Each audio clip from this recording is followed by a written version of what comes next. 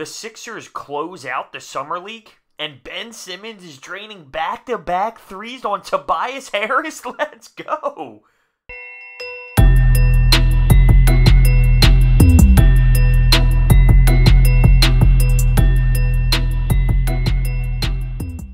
What is going on, everyone? This is going to be a video where we talk about the closing out of the Summer League and some other news with the 76ers. So, first, the last game in the Summer League was today, this afternoon. The Sixers take down the Toronto Raptors to get revenge on the quadruple doink. How about that? We get the W. Now, realistically, when it comes to the score, which doesn't matter at all, we had a huge lead and we saw it collapse, but we found the way to get the job done. But the one player who stood out today was the guy that I mentioned before the Summer League even started, and we didn't see him whatsoever until today, and that was PJ Dozier. This guy had experience with the Celtics last year in legitimate time in the regular season, so he played in the NBA before, and I was so underwhelmed with him until today. I saw something. I saw a little bit of something, for whatever that is. Take it for what it is. It's the end of the Summer League. But he came out and balled. He finished with 22 points. He had 4 threes, 7 assists, and 7 rebounds as well. So he did a lot of everything. It wasn't just the scoring. Now, at one point, he was 4 for 4 from 3, and he started to try and go off a little bit more later in the ball game where he didn't have the same success. But all around, his game was solid today. He was doing everything. Playmaking. He was really passing the basketball well. He was knocking down his shots. I was impressed with PJ Dozier, and that's what I expected to see, realistically, against this type of team and against this type of competition, because he's been involved with real NBA minutes before, so I expected him to have some type of leadership, and I didn't see it all Summer League long until tonight. I really was actually impressed with his play. I don't know what that means for him, because I don't see him realistically cracking the 76ers to that extent, but he showed something today. Matisse Thybulle, fantastic by the perimeter. If I can compare it to a guy, it's Robert Covington with the ability to actually put the ball on the floor, though. He finished with 10 points. He had 2 steals, a block, 5 rebounds, 3 assists. He is so active on the perimeter. His hands get in the lanes so smoothly. He's able to direct passes or indirect passes and get up in the way and whatnot. But he had this outstanding save when the ball was leaving play, and he takes the ball and throws it under his leg to save the ball, and we go on offense. It was just unreal, giving you full athleticism, really. You could just see the athleticism as he is able to save the ball mid-air and throw it in between his legs to one of his players underneath the basket. It was fantastic. I loved it. The athleticism is so there, and he hit some threes again today. It was great to see. Realistically, it's Robert Covington, because it's the way he defends by the perimeter with the quick hands. That was one thing Robert Covington was fantastic at, getting his hands in the lane and whatnot. I would say that Robert Covington isn't as athletic as Matisse Thybulle, and Thybulle can actually dribble the ball. Like, he can dribble the ball and go to the hoop. So his upside, I would say, is even better than the possibility of what Rocco was when he was here. As for Zhaire Smith, 9 points, 3 steals, quieter game for Zhaire. And let's talk about Shayock real quick, because it's interesting. The guy scores. The guy puts the ball through the hoop. He had 14 points today, right? His plus-minus is always negative. He's scoring a lot, but he's minus 11 today. And that was similar to what happened in Game 1 when he was our most explosive offensive player.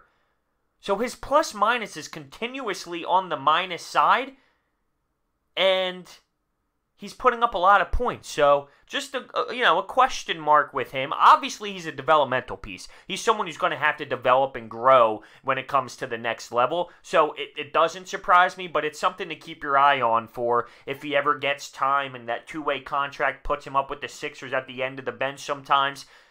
He is minus a lot when he's out there on the floor, but he scores. So, take it for what it is. Highsmith had 16 points.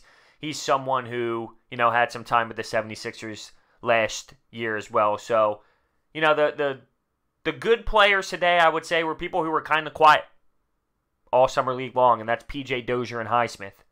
Third in line would be Matisse Thybulle for me today. So that's how today went. But let's get to the other news. Press conference, some of the new guys talking. I am so pumped about Al Horford being on this basketball team.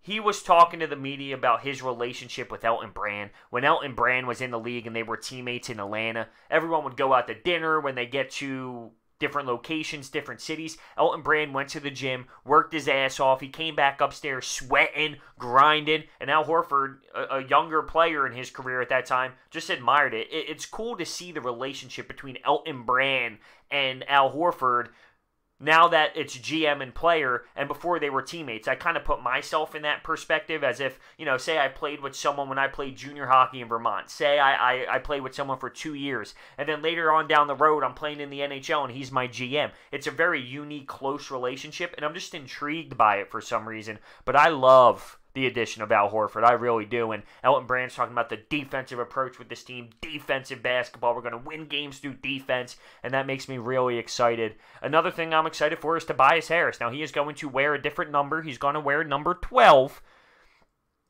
and I'm pumped to see this guy play at the 3. He's talking about, at his press conference with the media, he's talking about the new role. Because when he came here last year in Philadelphia, it's a different circumstance. He's going to a team that's somewhat already in place. He had to work with Jimmy Butler. Now it's a different type of mentality. Now it's more of he's going to be there for a while. He's going to be in a different role. It's going to be a different tone from Tobias Harris. And I am so excited to see what he's going to bring to the table. I have high expectations for him. I think last year was a little bit of a down season for him when he came to Philadelphia because there's so much going on. There's so much that's new. He didn't have as much of a voice because he was new coming to this team. He didn't want to really irritate anyone. Now, different ball game. We're moving forward with this guy for many years. He wants to be here in Philadelphia.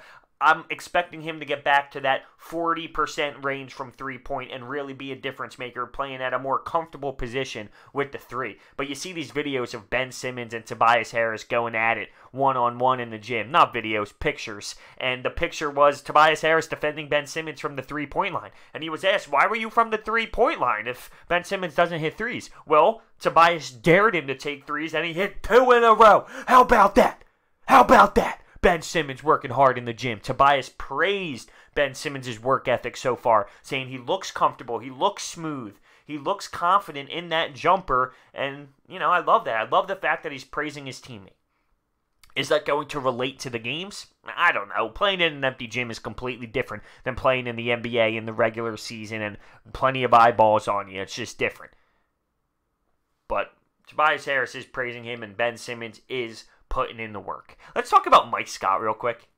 I love the fact that this dude is here. Him on Twitter, hilarious. These people getting tattoos of the bees and anything that Mike Scott says, absolutely hilarious. I love that Mike Scott is embracing this city. I really do. He's another Atlanta Hawk, former guy.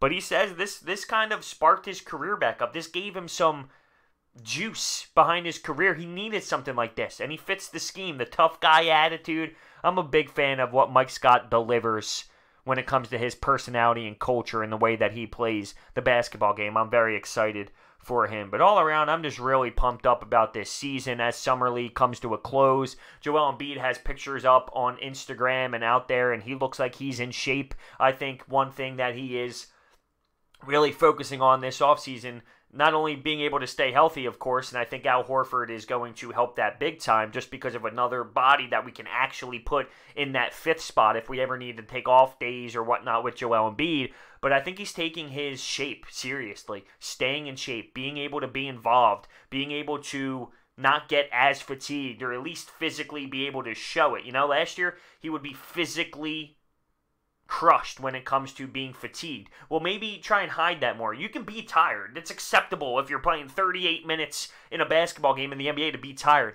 but maybe not show it as much. Less hands on the knees, less heavy breathing. Fight through it. Find a way to fight through it. Things of that nature. But I believe Joel Embiid is putting serious thought into that approach for this offseason so he can come back ready to go. Keep in mind, these guys were heartbroken, absolutely heartbroken last year with the way it ended, and it's fueling them. They got to be thinking about it every single time they're in the gym, every single day, because that's what I would do in that position, and that's what athletes do. They thrive off situations like that help you in the long run. It was a very painful moment for us Sixers fans, and especially for them, but trust me, I think it was a blessing in disguise for the way that these players work towards the future. I'm pumped for Josh Richardson. I am. I'm pumped for him too. I'm just pumped for this 76ers team. One thing Elton Brand did state, though, when he was talking about the defense, is about the offense and how it's going to, take time to maybe develop it, find ways to score offense with this unit. So he's understanding of what this offense is going to need, and maybe that's time to develop certain stuff. But he was so focused on defense. I mean, think about it. The addition of Al Horford, Josh Richardson, Zhaire Smith, Matisse Thybulle. It was clear as day. Defense, defense, defense, defense, defense, defense, defense. And by the way, may I add, how did the Toronto Raptors win? They won with defense. They also had shot makers too, but they won with defense. So, copycat league. It's possible that's the way we attack this. Let me know your thoughts down below on all these topics and the Summer League closing out. I'm very interested to hear your thoughts. Thank you so much for watching, and I will see you next time.